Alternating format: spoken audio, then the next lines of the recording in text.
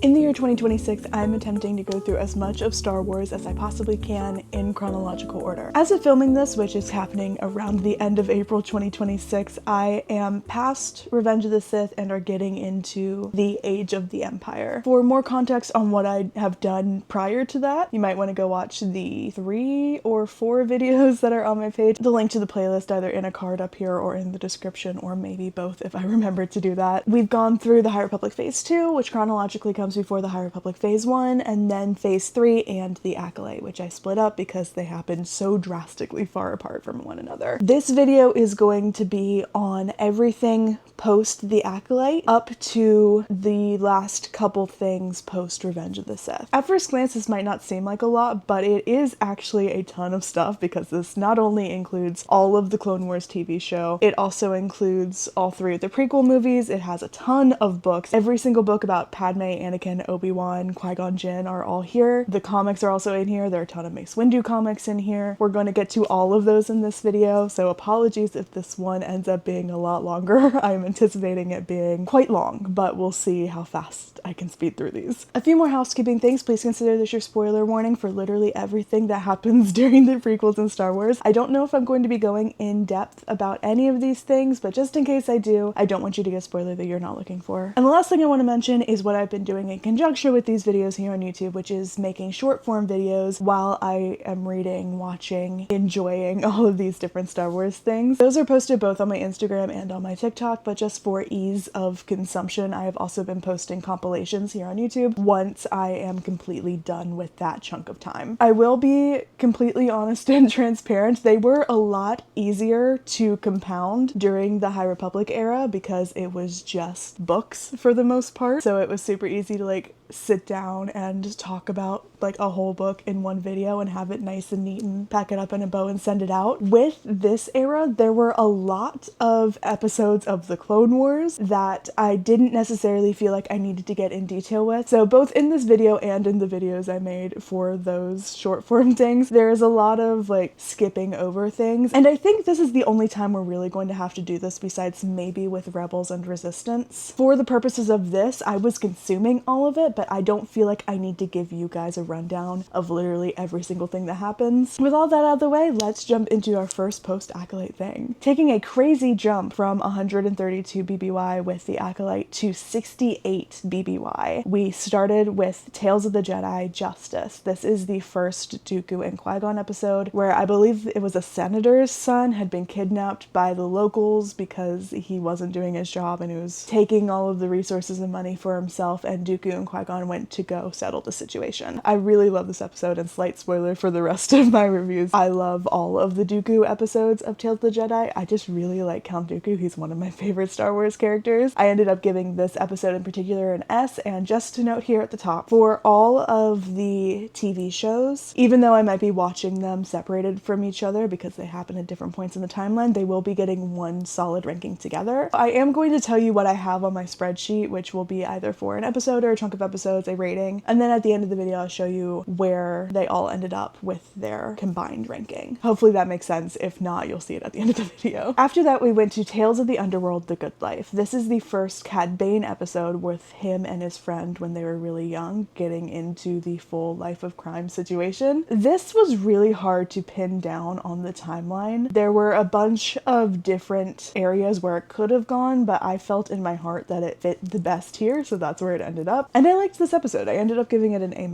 Next, we went to our first comic in this section, which is Mace Windu 2024 Twilight Run. This, I believe, was 4 or 5 issues long, and I didn't really care for it, if I'm being entirely honest. I gave this a C. After that was Tales of the Jedi Choices. This is the second Dooku episode, and I really, really loved this one. I gave it an S+. We then had 2 books, and I'm going to talk about them in conjunction, even though they are very different from one another. The first one was Padawan by Kirsten White. This is the young Obi-Wan story, followed directly by Master and Apprentice by Claudia Gray, which is about Qui-Gon and Obi-Wan when he is a little bit older. I love both of these books. I gave them both an A+, and I think that they are best experienced together. I say that because these two back-to-back give you a really, really good understanding of what Obi-Wan and Qui-Gon's relationship is during the most impressionable time of Obi-Wan's life. We get to see him kind of grow into his own a little bit and become a little bit more of the person that we know him as by the time we reach the movies. One of my personal favorite quadruplet of things that I have ever done back to back in Star Wars was my first time reading Padawan, Master and Apprentice, Brotherhood, and Dooku, Jedi, Lost back to back to back to back. These four together give you basically the whole lineage. Highly recommend if you want to pick up any of these books, just go ahead and do all four of them because it is such a good reading experience. Anyways, after Master and Apprentice, we moved on to Tales of the Underworld, A Good Turn. This is the second Cad Bane one, and not a lot happens in this. It really did feel like it was there just to kind of fill the need to have 3 episodes about each character. I gave this a C. We then went to Tales of the Jedi, Life and Death, which is the first Ahsoka part of Tales of the Jedi. I did not care for this one at all. I gave it a D. After that, we did pop back into Tales of the Underworld for One Good Deed, which is the final Cad Bane episode in that series. I remember really liking this when it first came out, but watching it for a second time, the stakes just don't feel high enough. I feel like the story really could have benefited from a little bit more time to ramp up the tension and let you get a little bit more attached to Cad Bane and the surrounding characters, but only having such a limited time with them I feel like really did hinder this episode. I gave this one a B. I then got the absolute privilege of rereading one of my all-time favorite, not only just Star Wars books period, which is The Living Force by John Jackson Miller. This, for me, is an S+. To give you like the shortest pitch for this, imagine if the Jedi Council from Phantom Menace just went on a little bit of a summer vacation. That's not the plot of it, but it definitely is the vibe. I love this version of the Council, and this book is such a cool story about literally all of them. I read this book for the first time pretty early in my journey of reading all of the Star Wars books last year. Going into it this year, I kind of remembered having this weird attachment to Yarael Poof, and I could not remember why. And in reading this book, I remembered why. It's because in this book, he's incredible. If you're going to read anything from this chunk of time, The Living Force by John Jackson Miller comes highly recommended by me. I think that it is so good. It's so well written. It's just so fun. Next, we're going to do a speed round because we had a chunk of trade paperbacks to get through, and I don't necessarily remember any of them. The first was Jango Fett 2024, Trial of Lost Hope. I gave this a D. We then had Darth Maul 2024. This was a C-. Darth Maul Black, Red, and White 2024. I gave this a B-, specifically because I really love the concept of it. The story was just kind of Maul going through and killing everyone he came across, but the way that it was presented in that black and white colorization and only the color red was used, I think was really well done. I know there are a ton more comics like that. This is the first one that I've ever read, and I really enjoyed it. We then had Jedi Knights Volume 1 and Volume 2. These both came out in 2025. I gave these an S. I really enjoyed these comics. They felt very similar to The Living Force, but it felt a little bit more drastic. More bad things were definitely happening in the comics than they were in the book, but it's still surrounding the same characters, and I feel like it was a really good time. Getting back into the books, we then read Queen's Peril, which is the first book chronologically in the Padme trilogy by E.K. Johnston. I believe this was the second one to come out, and this follows Padme as she is elected queen and follows her as they go through the process of getting her handmaidens and kind of learning about how her protection is going to work on Naboo, because they have like a really strict set of rules for her to follow. It gets into a lot of the history of Naboo and the history of the democratic monarchy, I guess is the best way to put it, though I don't really think that it is, because the queen is not actually the queen. They're just more like president, prime minister situation. I think that this book is really fun. It is definitely leaning more into the YA genre, so I think that I would have enjoyed this book a lot more if I was younger when I first read it, but that's not to say at all that I didn't have a good time with it. I gave this an A-. We then hit The Phantom Menace, and before last year, I would have told you that The Phantom Menace is for sure my least favorite Star Wars movie, and every time I watch it, I become less and less sure that that is true. The thing about it for me is that I do not care about young Anakin in this moment, and I do not care about his pod racing situation, and that does take up a considerable chunk of the film. But when we remove those two things, I love Qui-Gon Jinn, I love Maul in this movie, I think Padme is a really strong character in this movie, all of the action scenes are good, like Duel of Fate's best of all time. So when I weigh those two, the good definitely outweighs the bad, thus we landed on an A-. After that, we went to Tales of the Jedi Sith Lord. This is the final Dooku episode of Tales of the Jedi. This episode is so good and so sad. I know I literally just said that I love Count Dooku, but what I have not said in this video is that I am obsessed with Yaddle. I love Yaddle so much. I do kind of love that this gave us her final moments, because for a long time we haven't had that. Maybe we did in Legends. I don't know. I'm not a Legends person. Sorry. But I think that this episode is really, really, really well done. And to see Dooku finally lean in and take that turn is, I think, something that the canon had been missing for a really long time up until this point, and it's really cool that we finally got that moment for him. Next, we went to Mace Windu the Glass Abyss. This is an adult novel by Stephen Barnes. I've read this book a couple times now, and every time I read it, I get more and more confused about it. There are some very interesting character choices for Mace Windu in this book. I've made several short form videos about this book, so I feel like I don't need to get into it a ton here. But this time around, I just really was not vibing with it. It honestly felt way too long. Though I do think that it is well written, the subject matter is just not something that I found myself interested in the moment that I was reading it. I gave it a C+. We then hit Padawan's Pride, which is an Audible exclusive by Brian Q. Miller. I'll be straight up, guys, I did not enjoy this one at all. It had so much potential. It was about Obi-Wan as he had begun training young Anakin. Some stuff happens in this book and they end up having to install Anakin in another pod racing shenanigan situation, and it was just so boring. I will say, if you're a big fan of Ben Quadranero's, definitely pick this audiobook up. He's in it way more than he should be. We then had Obi-Wan and Anakin, which is a trade paperback by Charles Soule. I really enjoyed the art for this one. I can't say that I loved the story, especially in the back half, but I gave it a B. I think it was fun. Here is where I should have read one of the Choose Your Own Destiny books, specifically the Obi-Wan and Anakin one written by Captain Scott. At the time, I did not know that these were canon, and I have since added them all to my list. I am going to go back and read this one when I have access to it. Right now, I do not have them, thus I have no rating for it. What I do have a rating for and could speak on for literal days is Dooku Jedi Lost, which is an audio drama by Captain Scott. We get so much information about Dooku as a child in this and what he was like as a Padawan with Yoda, and we also get a lot about the Sereno side of him and about his parents and his sister and how all of these kind of got jumbled up and meshed into one thing and ultimately led to the Dooku that we see in the movies. This, I think, is so well done. It is an audio drama, so just like the ones in the High Republic, I do not recommend at all reading them because they are just going to be a script. Highly, highly, highly recommend getting the audiobook. The experience with that is going to be so much better. I promise you, you will not regret listening to it over reading it. This is an S+ for me. This is one of my favorite things that I have ever experienced in Star Wars. It is seriously so good. We then have Queen's Shadow, which is the second book in the Padme trilogy, again by E.K. Johnston. I gave this one an S. That's actually a lot higher than I ranked it the first time that I read this book, but this time around I did really enjoy it. And right after that, we got into Attack of the Clones. This movie, I think, is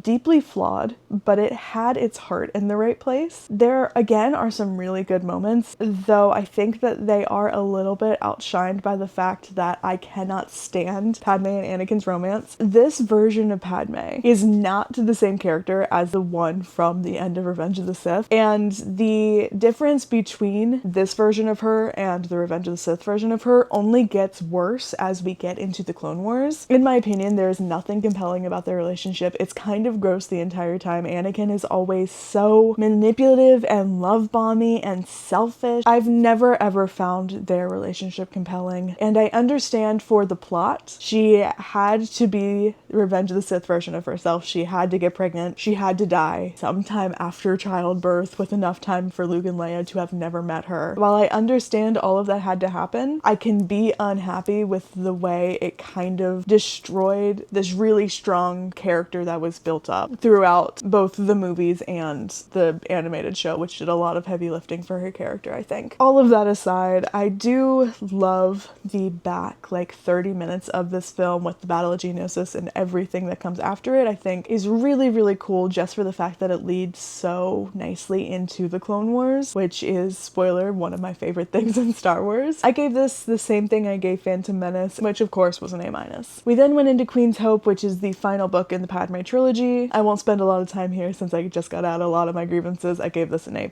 Next, I mentioned it earlier, it is Brotherhood Brotherhood by Mike Chen. This is a YA novel that I don't really think reads as YA. I think it reads more like an adult novel. Again, I've read this one a couple times. This is actually the first Star Wars book that I ever picked up. Not the first one I ever finished, because I did not finish this book the first time I attempted to read it. This time around, I did really enjoy it. This book almost entirely follows Anakin and Obi-Wan, and it explains what they were doing on Cato Neimoidia, which was a throwaway line from, I believe, Revenge of the Sith. It's a really fun read. Mike Chen was doing some really interesting things in terms of writing. He was really trying to hark back to the Revenge of the Sith novel with the kind of poetic language that was used in this, and I did really enjoy those artistic choices that he was making in this. I gave this an A. That was followed by a couple comics. First of all being Jedi of the Republic, Mace Windu. This was by Matt Owens. I did not care for this one. Again, I gave it a D. There is something that I've noticed with these Mace Windu things. I don't know why, but the character always feels very forced in writing, and I don't really know how else to explain it. I love Mace Windu in the movies and in the Clone Wars, but there's something about his books and comics that are just not my thing, and it's been that way for literally every Mace thing I've read. I want to love them so much because I really do like Mace as a character. I just haven't really found any written media about him that vibes with me, and it's honestly kind of upsetting because I do really like him. After that, we had the Singular Jar Jar comic, which came out actually earlier this year. I think it came out in February 2026. This comic was so fun. It's just a one-shot about Jar Jar teaming up with Keller and Beck. If you don't know, they are both played by Ahmed Best. Is this comic perfect? No. But I don't even really care because I like the premise so much. I gave this an A-. The art was really cute. I love Jar Jar. I love that we're getting more of Keller and Beck, and I love that Ahmed Best got the opportunity to do this. The time has finally come to talk about the Clone Wars. The way we're gonna do this is a little bit silly because, as you may or may not know, the Clone Wars was not released chronologically. It jumps around actually kind of constantly. It was very confusing for me when I was watching the Clone Wars for the first time, I believe in 2023 or 2022. I was constantly like, wait, does this come before or after what I just watched? Didn't that guy already die? Why is he back here? And I think, honestly, watching it in chronological order is such a better experience. Since it's been so long since I watched it for the first time, I did not have a solid memory of a lot of these things. Obviously, there are some moments that I remember, or I've seen clips of a bunch of stuff in between, but for the most part, most of these episodes had been long forgotten. Cannot recommend highly enough, whether this is your first or 40th time viewing the Clone Wars, watching it chronologically. Not only does it make so much more sense, I think that this is just the way that it should have come out to begin with, and I understand why it's not, though I do kind of wish that they had posthumously gone back and put them all in order, even if there is a little bit of an art style change throughout the seasons. So how I'm gonna do this, I think I'm going to read off for you the order in which I watched them in, because there are some things that break up the Clone Wars. At the end of the video, I'll give you the rating for everything as a whole, just so you, if you are looking to watch them in chronological order, can take this list and use it. I also have individual ratings for all of these things, but again, I'll have the combined rating at the end. Also, a quick note here, I'm going to be saying basically nothing about any of these. As mentioned previously, I did talk about them a little bit more in the short form stuff, but there's a lot of Clone Wars to get through, and I do not want to hold us up here all day. So the first thing you're going to watch is season 3 episode 1 called Clone Cadets. This is one of my favorite episodes in the whole series. I gave this an S. Next, you're going to go to season 2 episode 16 called Cat and Mouse. This again was an S tier for me. We then have season 1 episode 16 The Hidden Enemy. I gave this a B+.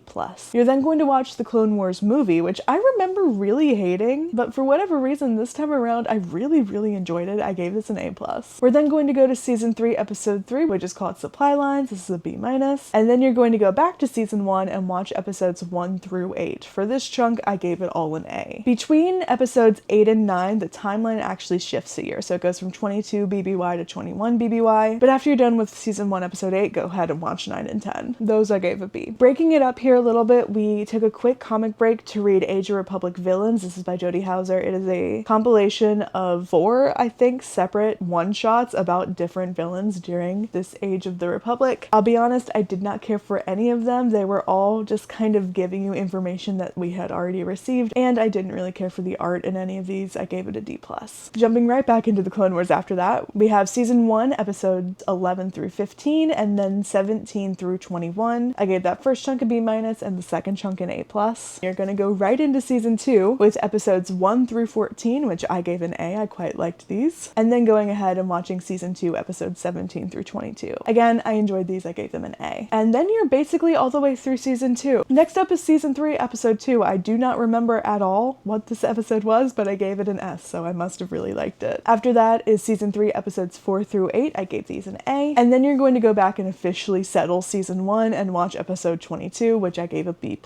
Then going back to season 3, you're going to watch episodes 9 through 11. I gave these an S. After that, you're going to jump over to Forces of Destiny, which are shorts for the Forces of Destiny multimedia project, which was a line of toys, books, and this, which I think was also released on YouTube. There are different episodes of Forces of Destiny following all of the female protagonists across Star Wars. For these, you're going to watch the Padme and Ahsoka ones, which are episodes 4, 6, and then 10 and 11. I did not like these as much as I was hoping I would. I think the art style looks kind of unfinished, and while I enjoy the premise of this, I feel like I am maybe not the right audience to be watching it at my big age. So I gave episode 4 a D, episode 6 an A-, and then 10 and 11 a C-. We have not escaped the Clone Wars yet though, so we're gonna go back and watch season 2, episode 15, which I gave an A, before watching season 3, episodes 12 through 22, which I gave an A-. And if you notice that I keep looking off to the side here, it's because I definitely have to read these off or I'm going to say something wrong. That does finish off season 3, so next you're gonna watch season 4, episodes 1 through 19, which I really enjoyed. I gave these an S-. Take a quick break to watch Tales of the Empire: Path of Fear, which I gave a B+, before going back to Clone Wars season 4 and watching episodes 20 through 22, which I gave an A+. With that, you are officially done with seasons 1 through 4 of the Clone Wars, and we only have 3 seasons left. So after season 4, episode 22, go right to season 5 and watch episodes 2 through 13, which I gave a B+. Then watch season 6, episodes 5 through 7, which I gave a C. Then go back and watch season 5, episode 1, which I gave an A+. And then season 5, episodes 14 through 20, which I gave an S-. I know I've been spouting a lot of numbers at you, but we're almost done. After season 5, episode 20, you're going to go to season 6 and watch episodes 1 through 4, which I gave an S+. These have a lot of Yoda stuff going on in it, and we all know I'm a big Yoda girl. After that, it's season 6, episodes 8 through 13. I gave these an S-. And then before you can finish the Clone Wars, there are a couple things in the path. First of which being Dark Disciple by Christy Golden, which is an adult novel. I love this book so much. I've talked about it several times on my page before. This is an S+ read for me. We then have Darth Maul, Son of Dathomir, which is a trade paperback by Jeremy Barlow. I was surprised with how much I liked this one. I gave it an S. And then you're going to read the first book in the Thrawn Ascendancy series, which is called Chaos Rising. These are by Timothy Zahn. I don't love this series as much as I like the first Modern Thrawn trilogy, though that's not at all to say that they're bad. Timothy Zahn is an incredible writer. I gave this one an A. I then read Age of Republic Heroes, which is a trade paperback that compounds a bunch of stories similar to the villains part of this about different heroes from this Age of the Republic. These are by Jody Hauser, Ethan Sachs, and Mark Guggenheim. I gave this a D-. Again, I did not really care for these. After that, we're going back to the Clone Wars and we're watching season 7, episodes 5 through 8. I gave this a C-. And then go back to the top of season 7 and watch episodes 1 through 4. I gave this an S-. There are 2 things I have on this list before the final episodes of the Clone Wars that are not necessary for a Star Wars canon read, but because I'm doing this with my twin who has never read these books before, I was very adamant that they gave these a try. The first of which being Darth Plagueis by James Luceno. This book is very firmly a Legends book. I gave this an S-. Unfortunately, Katie did not enjoy this nearly as much as I did, but I'm glad that they at least gave it a try. And then, of course, we had to read the Revenge of the Sith novel before watching the movie. This is for sure one of the best books in Star Wars by Matthew Stover. It is so beautiful and poetic and gives you such a new look at this movie that we are all so familiar with. If you have never read this book before, 100% you need to read it. And even more than that, you need to listen to it. The audiobook is absolutely incredible. This is obviously an S+. It always has been. It always will be. It is truly one of the greatest Star Wars book she will ever read. We then did our own version of a supercut and watched the rest of the Clone Wars, Revenge of the Sith, and also the 2D animated series kind of intertwined with one another. I'll spare you guys that here, but just if you want to watch it in chunks. It starts with season 7 episode 9, and then all of the Revenge of the Sith movie, and then season 7 episodes 10, 11, and 12. 2D Clone Wars is not canon, so don't worry about that. After that, we watched Tales of the Jedi Practice Makes Perfect, which is one of the Ahsoka episodes. Though I don't really have any strong opinions about the Ahsoka parts of Tales of the Jedi, what I really do appreciate about this series is the animation style. I love the artwork in this show, and specifically with how Ahsoka looks. I think that it is so beautiful. And finally, to wrap up The Fall of the Jedi, we read The Clone Wars Stories of Light and Dark. This is a short story collection that chronicles different episodes or arcs from the Clone Wars TV show, but it gives you a different perspective on them, which I think was really, really intriguing. A lot of my favorite authors from Star Wars wrote something for this, and a lot of my favorite voice actors, including Sam Witwer, who's the voice of Maul, did the audiobook for it. So this is another audiobook that I highly recommend. He was not the only animation actor to jump over into this one, and I think that it was just really, really, really well produced. Similarly to with the High Republic stuff, these do take place in different times, but because this is a compounded book, I didn't feel like it was super necessary to break it up. You definitely could if you wanted to. For our purposes, I think that just having it at the end and having it kind of wrap everything up nicely served its purpose. And I gave it an A+.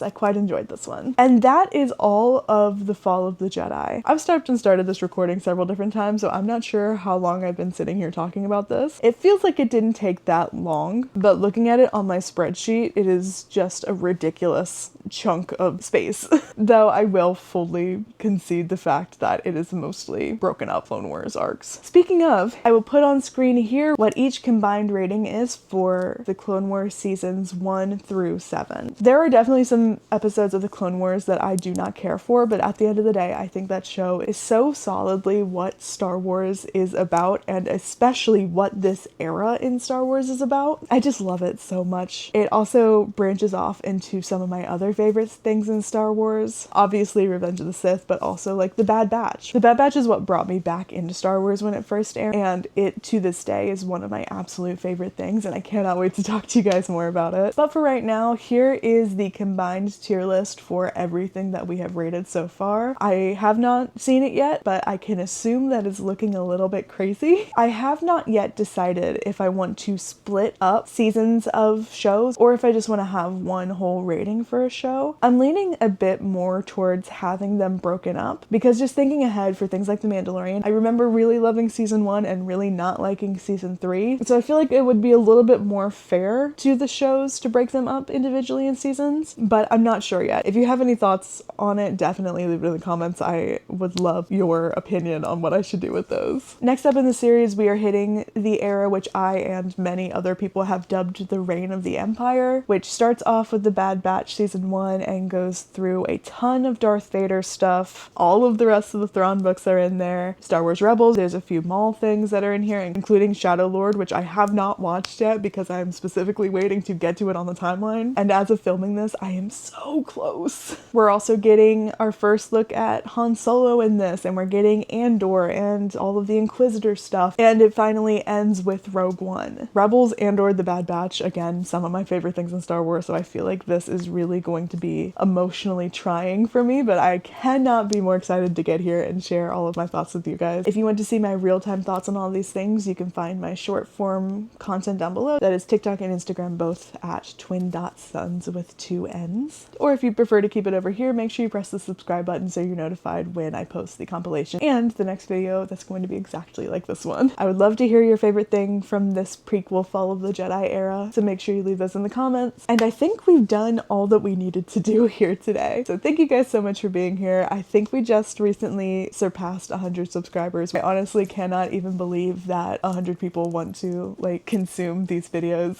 I really do love not only going through all of the Star Wars stuff, but like the physical process of making these videos and editing them and all of that stuff. So it just makes my heart so happy to know that people actually think that it's worth the amount of time that I'm putting into it, even if it's just in a small way. So again, thank you so much for being here. I really, really do appreciate it. And as always, I will see you in the next one. Bye!